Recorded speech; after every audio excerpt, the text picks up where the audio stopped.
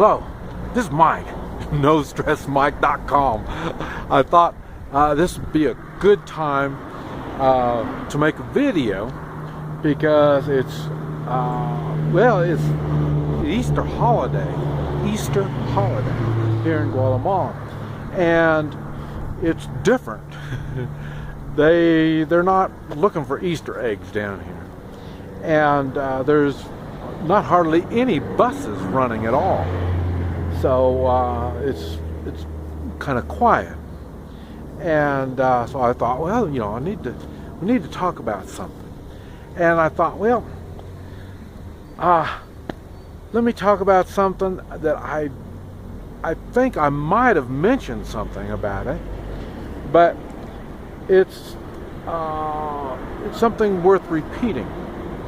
And it's funny. What I'm into, oh, here's an ambulance going by. What I'm into in the way of hotspot, and you don't ever hear me say hotspot much, but really, hotspot it's hotspot combat tactics. And the funny thing about combat tactics is they're not always associated with combat itself. What I'm into is self-defense from anything. I don't care what it is. You have to defend yourself against a simple mugger, one or two, or somebody breaking into your home. One person just kind of, filtering through your personal belongings in your house, to going against military. Now, I know most people that watch my videos aren't under direct military rule. And that's why I'm talking about all this stuff. So you have an idea if the occasion comes up.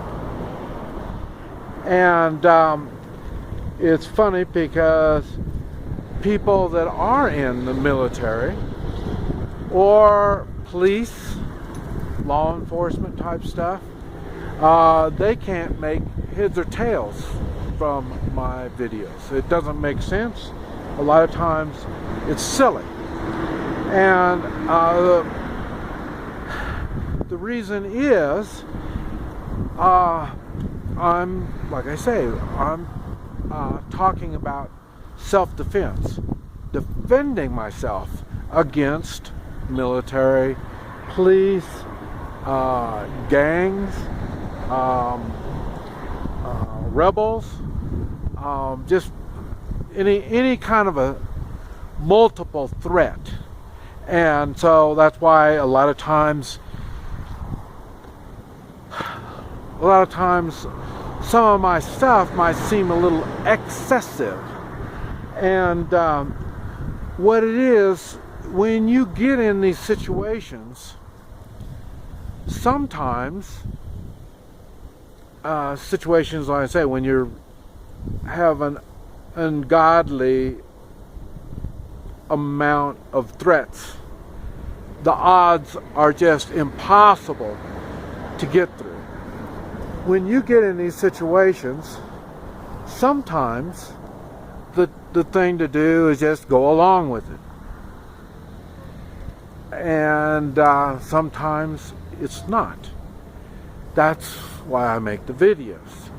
So you can figure out when you're supposed to do something, how you're supposed to do something, what are you supposed to be thinking about. And prepare. Because if you don't have a plan, you will automatically just get in line and get on your knees and do all that kind of stuff that you will not be benefiting from. What's that?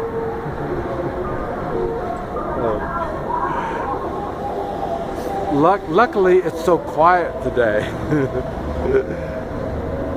Man, you know, not even any semis running around up and down these roads.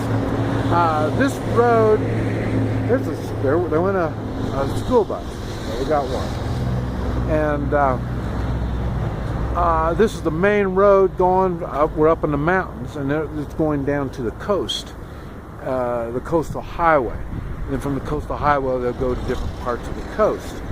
And so, and I say, seeing it's a holiday, we have people coming up to see Grandma, and we have people going down the mountains to go see Grandma. But anyway,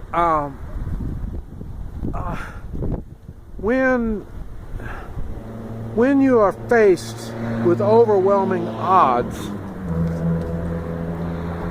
if you don't have a plan, you are more than likely going to be victimized. And the thing is, being victimized comes in different degrees also. Being victimized could be somebody taking something of worth from you, either taking money from you or just stuff like that, your valuables and stuff like that. Or it could be a mental rape. In other words, and that's exactly what roadblocks would be. And what they're doing is you get accustomed, you stop, you give us information, we're asking you questions, you give us this information. And when you don't give us this information, then you'll be punished. And I know you're thinking, police roadblocks. Well, roadblocks are put up all different ways. I say there's bandits, and I say there's military, and it used to be I had no problems when I was younger. I had no problems with roadblocks because what they were doing, somebody was kidnapped, there was a bank robbery, there was something going on, and they put up roadblocks to catch, you know, bad guys. You know, maybe a prison break, or, you know, just something like that. Nowadays, it is done in the way of mental rape, and that is to get you accustomed to understanding these people have the authority over you. Now, and I say, you could look at it as the police, same thing, police and law enforcement use it. But I say after a hurricane, we have the same problems. After a hurricane, all kinds of people are stopping you. And they're asking information, and they'll be taking things from you and stuff like that. Bandits, you know, and even police and military do that down here after a disaster of some type. So, so this type of activity will mentally prepare you to be physically assaulted. And down here, people are used to it. Why? They live under a dictatorship type of government. They elect the new dictator. I think every 4 years, I think they elect a new dictator. And the dictator comes in and he robs the country, takes all the stuff, and everything that the country, anything he can get. And then, well, that's why, I don't know if you heard, but Guatemala, they've had their presidents, they put them in jail. But they still continue. You know, this president will be in jail, the next president will come in, he'll start taking everything, and then the same thing, they try to get him in jail. So in other words, the president, as they're in jail, as they're being president, they're trying to take steps to stay out of jail in the future. Even though they are taking everything, they're still going to try to get out of the country. They want to be the country, be the president, and find some way to stay out of jail afterwards. In the United States, even though we have all the criminals in all the political positions, we don't even bother to put them in jail. We just let them come in and rape our country and then go on, or they just pass it on down to somebody else. But I say this type of activity all the time happens. And just because it hasn't happened to you in the United States yet, doesn't mean it won't happen. And like I say, I've talked about it. It's already happened to me when I was, and this was back in the 90s when they were putting roadblocks up. And I say, so I had to defend myself against the roadblocks back then. I was in a small dinky town on the Kansas-Oklahoma border. And like I say, one night they'll put up and they'll wait till night, you know, and they'll put a roadblock up and on the Oklahoma side, and the next weekend they'll do it on the Kansas side on the same border.